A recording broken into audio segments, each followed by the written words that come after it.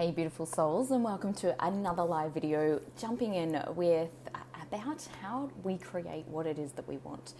And I think this is really relevant, for what's going on the wider scheme of things, but also what I'm noticing is a lot of people are also coming up in relationship challenges, a particularly intimate relationship, but it is such an intense time energetically at the moment that it's so important to remember that you are the creator of your own reality, and to step back into accepting full self-responsibility for your life. I've caught myself many times starting to project blame onto somebody else for how I'm feeling, and I can promise you it does feel better than powerlessness but it doesn't help you resolve the problem.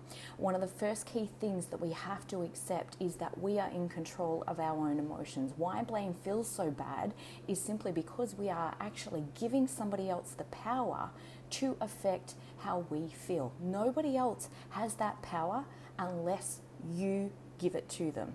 And it is such an important key thing to remember, particularly at this point in time, like I mentioned, in the wider scheme of things, but also in the bigger scheme of things in perhaps your intimate relationship or your relationship with others.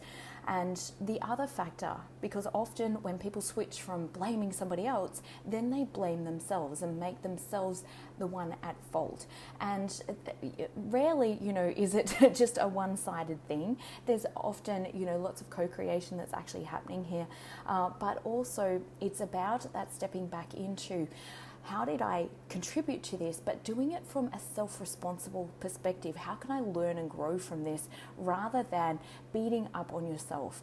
When we beat up on ourselves, we feel bad, we feel ashamed of ourselves, we feel wrong, we feel guilty, and all of those emotions keep us in a lower vibration that keeps us stuck, literally perpetuating the same problem. Because when we feel bad, when we drop in our own self-love and self-esteem, when we feel guilty, when we don't like who we are or how we're showing up, guess what? We become extra reactive with others. So now you've got two people that are feeling bad about themselves, blaming perhaps the other, blaming themselves, and becoming even more reactive, and it perpetuates this cycle. So it's really important to step back and to take full responsibility and ask yourself, what is it that I'm blaming the other person for, and do the turnaround. So it might be like, they're being too negative. And in that moment, I'm being too negative, and having the humility to be able to sit with that and see either how you're doing that in that particular situation, or how you may have done that in another situation or another time in your life. Often we project our own rules, our own standards onto other people when we find it even really difficult to live by those rules or standards for ourselves as well. So when we do that, we drop back into a greater place of love, compassion, understanding, and going, gosh, it's so hard for me sometimes to, not feel negative or feel impacted by what's going on. And now I can have greater love and compassion, and also do what is most self-loving for me in that moment. That might be taking some time out, taking some space away from that situation or circumstance or person, or that might be being able to just give them a hug or send them love or care or compassion in some way, shape or form as well. So all of these factors are so important when we're talking about really coming back to wanting to create your own reality and how it is that you choose to feel every single day of your life. Remembering that the law of attraction / the law of reflection will always be giving you feedback as to exactly where you're at vibrationally. Meaning that if you, and it's always based upon where you've been. So this can frustrate people. It can keep them again in that same cycle, because when perhaps you're in an emotion of frustration or feeling annoyed or feeling impacted in some way. And so the universe will keep bringing you evidence of your vibrational state, meaning it will keep you stuck in that situation if you do not choose to step out of that and ask yourself, what do I want instead? And how can I start about to create that, or who do I need to be in this moment in order to create that?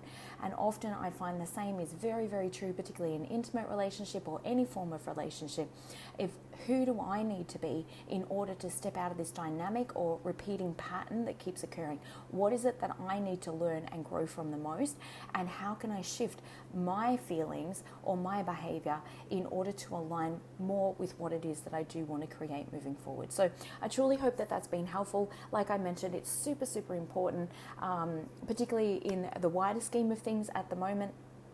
But also, you may have noticed that there is greater intensity in your intimate relationship or greater intensity in your relationships as, on a whole. So coming back, not blaming others for how you're feeling. The second you blame, it takes you out of your own power. You're giving your power to somebody else, and effectively you're saying, until they change, I can't feel better.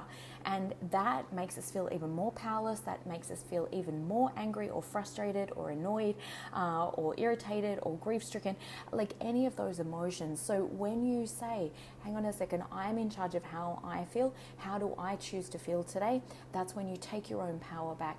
And equally so, if you're blaming yourself, going, oh my gosh, I always do this, I'm just not enough, I'm not worthy of this, or I'm not loving enough, or it's always my fault, all of those things mean that you're actually blaming yourself rather than stepping back into a place of self-empowerment and self-love, going, what do I need to shift and change within myself? Yes, I can love and embrace that aspect of myself, sometimes easier said than done. But what do I need to shift and change within myself to no longer be in this pattern? And perhaps it's actually finding a more empowering narrative of who you actually are for yourself.